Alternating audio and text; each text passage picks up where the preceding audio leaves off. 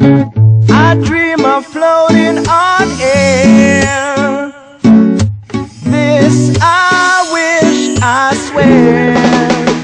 Float away with new Jollibee floats. Ice cold Coke with creamy vanilla twirl and chocolate syrup.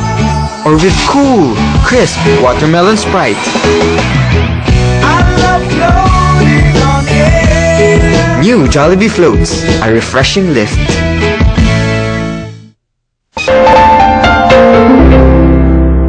Ang susunod na programa ay rated G. Ito ay pwede sa lahat ng manonood.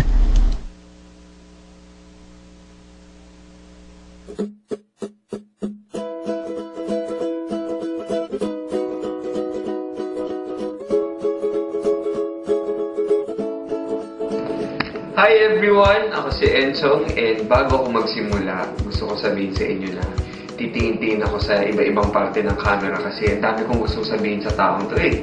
So, ako po si Enchong D at ako ang naatasang mambisto sa may crush daw sa akin. Diba? Lakas? May crush na akin. On March 21, 1985, when Mommy Gloria gave birth to her unika iha, Joanna Magbanwa Manahan. As a baby, hindi siya naka-experience mag-diaper kasi malikot. Pero behave naman siya, walang problema. Alam niyo ba na may pagka-acrobat din si Joey? Yung split-split kung saan. Hilig niya manood ng TV na nakabaliktad. Tapos as a little girl, mabait na bata to si Joey. Hindi naging problema ni Mommy Gloria na mag-alaga sa kanya. In fact, ayaw niyang sinasamahan siya sa school. Lakas! Bata pa lang, hilig na niyang mag-aral. Kaya kapag pinagalitan siya ni Mami, panakot sa kanya di na mag-school. Sa akin, panakot, di kumain Siya, huwag mag-school. Favorite niya yung lumpiang Shanghai. Anything with spicy dippings, gustong-gusto niya yun. Ampalaya, alimango, toasted bread with butter, fried egg. As in, galunggong, seafood, lalo na sumpo. Naku, magkakasundo tayo dyan. Pero, hate naman niya ang beef at mas lalong ayaw niya yung repeat ulam. Ay, sino ba may gusto, di ba? Di pwedeng ulam mo kanina ulam uli nila mamaya. Well, bukod sa hilig niya na Ghost Fighter at Tweety Bird, favorite niya ang kanyang dal na si Lambot. Isa rin na super magpasaya sa kanya. Besides si Lambot. Si Jollibee, pareho tayo. I love Jollibee, sobra. Tulad ng ibang teenagers, nahilig din siya sa Spice Girls. At diehard fan niya ang F4. Super crush niya si Dao Mingzhen. Huwag kayong maingay pero may crush si Joey noong elementary na. Sobrang clear niya na buong pangalang Lamisita. Ano kaya yung name nung guy? As she grows up, her good qualities become noticeable. She's respectful, thoughtful, humble, and a giver.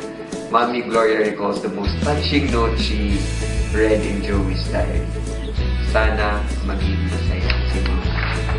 Kasi laging sad siya after graduation.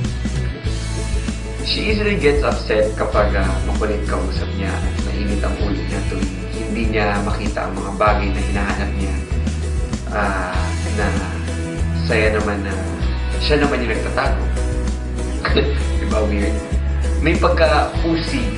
Usi as in usisera, in other words, chismosa kapag may gulo. Huwag ka mag-alala. Pareho lang tayo. Nanguna siyang lumabas para malaman ang nangyari. Ayos ba ang pamubuo ko sa'yo? Ha? Joey? Ayos ba yun? Sana okay pa rin tayo. Yun lang. And just wanna say congratulations to Joey and Eric for a new chapter in your life. I wish na sana in the near future magkaroon kayo ng healthy baby Joey and Eric along the way. Yun lang. Best wishes and I hope to see you really, really soon. Alright? Have a great new chapter in your life. Bye-bye. Thank you. Ayan, shot ka. Aba dapat, mas light para mas swabe. Ito ang klarong sagot dyan. GSM Blue Light. Ito ang lighter side ng gin mo. Enjoy the same smooth, sweet, clear GSM Blue taste, pero lighter. Para swabing-swabe ang bawat shot. Try mo. Ang gaan talaga. New GSM Blue Light. GSM Blue Light. Magaan ang bawat shot. Drink responsibly.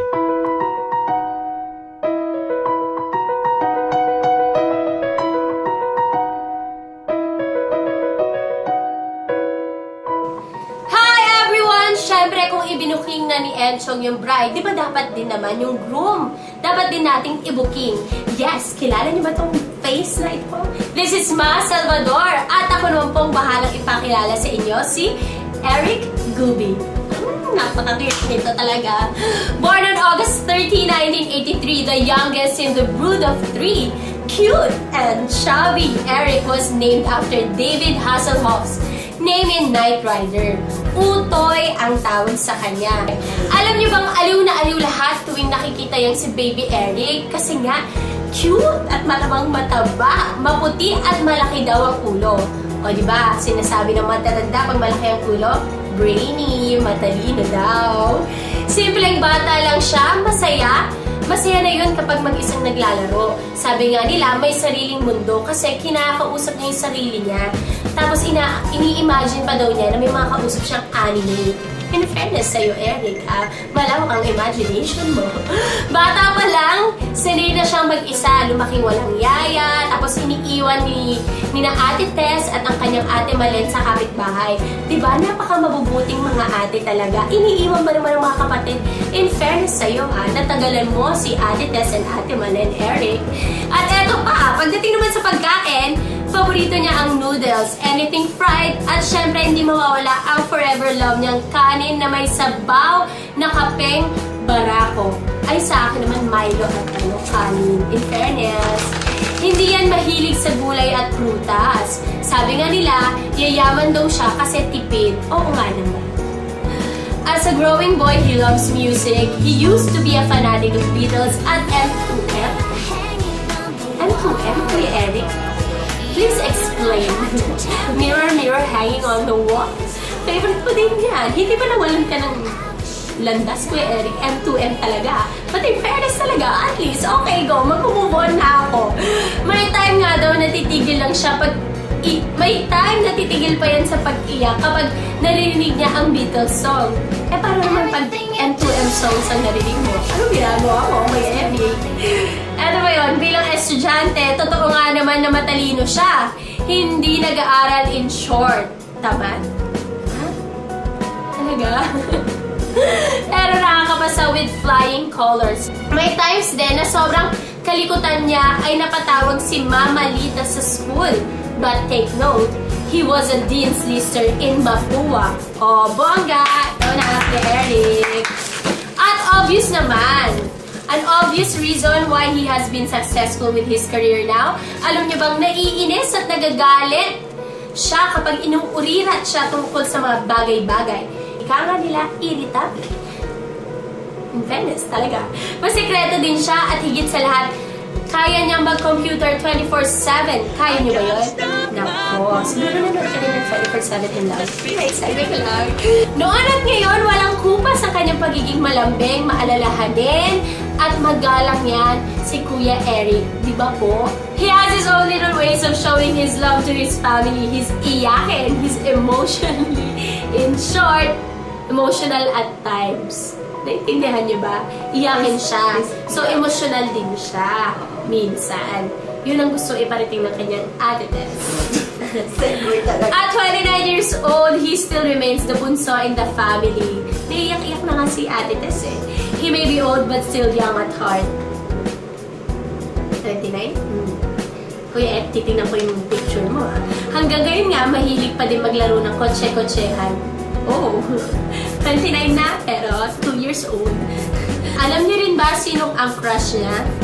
Si Margot. Naku, buti na lang break na lang iniintan. Pero paano yan? Kakasal ka na. Tsaka hindi pa ako pwede magpakasal kasi baka magalit si mommy. Okay! Ako lang ang crush niya! Oh my God, thank you so much, Kuya Eric. Kaya naman pala pala ako ang nagde-describe sa'yo, ako nagpapakilala sa'yo. Dahil ako naman palang ultimate crush mo. In fairness naman talaga sa beauty ko. Thank you so much. Dahil meron kang konting pagtingin sa akin. Kahit na ikaw ay ikakasal na. Naku, ang dami ko nang sinasabi. Daldal na ako ng daldal. I guess I said much. It's time for me to greet you. And Joey, congratulations. Best wishes, magmahalan kayo. Dahil yun naman ang kailangan natin sa mundo. World peace. Okay, at sana soon maraming Baby Eric and Baby Joey. Love, love, love! Ika nga ni Tita Chris.